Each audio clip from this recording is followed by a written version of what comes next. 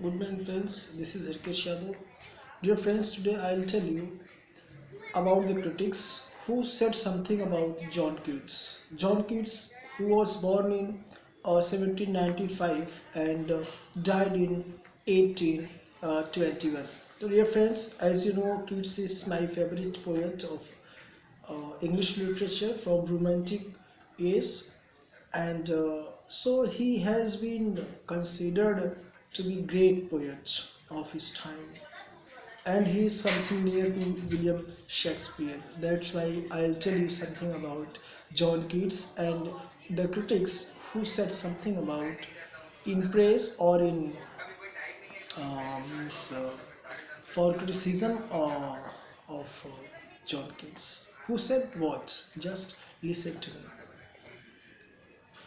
Professor Sainsbury says about Keats, Keats might have become a critic as he might have become almost anything good, but I don't think he was one.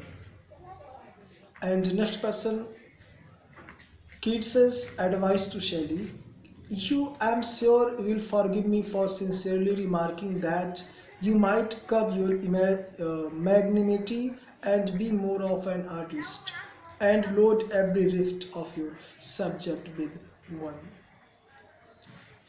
Matthew Arnold says about Keats that Keats has Keats had flint and iron in him.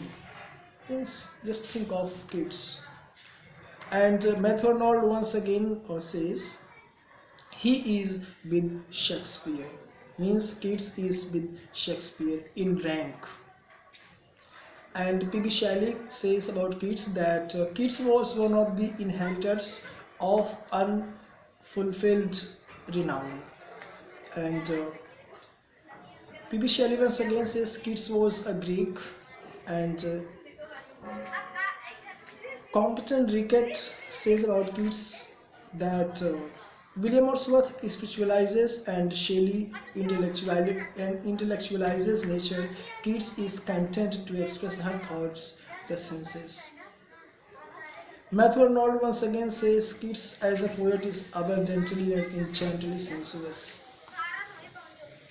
And Swinburne about Ode to Autumn says the perhaps the nearest to absolute perfection. And Byron in John Keats' poem says, who killed John Keats? Who killed John Keats? I says the quarterly so cruel and tartly, means Lord Byron. Byron about Keats once again says that snubbed out by an article. And Competent Rickett says he romped like a young horse turned into a spring meadow.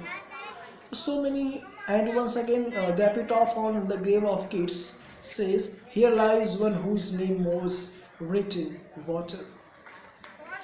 So such immense was the personality of John Keats, who had contributed a lot to the literature of English, and he will be remembered till the last date of the earth exists and the sun rises in the east.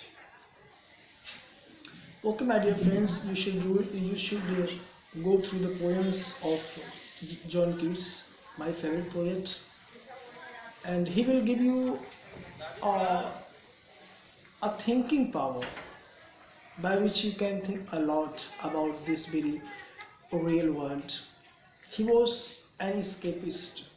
He wanted to escape from the harsh reality of this world, this materialistic world, and so he escapes in the realm of Nightingale, in the realm of Earth. Means he believes in the permanence of art, in the permanence of beauty. Art never dies, according to John Keats. So thanks guys, this was Harikesh Yadav, told you something about John Keats, and lots of thanks to listen to. Thank you.